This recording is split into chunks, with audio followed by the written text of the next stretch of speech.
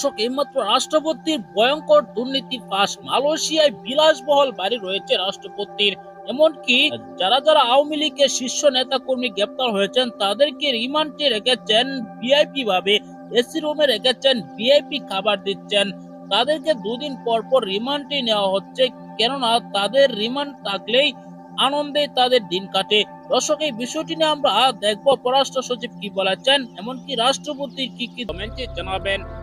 দর্শক, আপনারা সকলে জানেন রাষ্ট্রপতি মোহাম্মদ শাহাবুদ্দিন যোগ্য আওয়ামী লীগ সরকার যখন ছিল তখন কিন্তু আওয়ামী লীগ সরকারই তাকে নিয়োগ দিয়েছিল।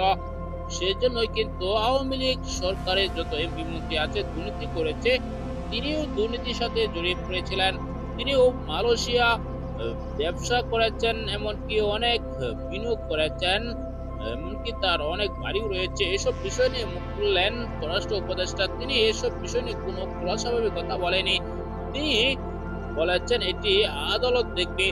দর্শক, অন্যদিকে আপনারা দেখেছেন রিমান্ডে থাকা আওয়ামী লীগের শীর্ষ নেতাদের খাবার দেওয়া হচ্ছে ভিআইপি খাবার, এমনকি বাসা থেকে যা যা আনছে তারাই খাচ্ছে সেটি।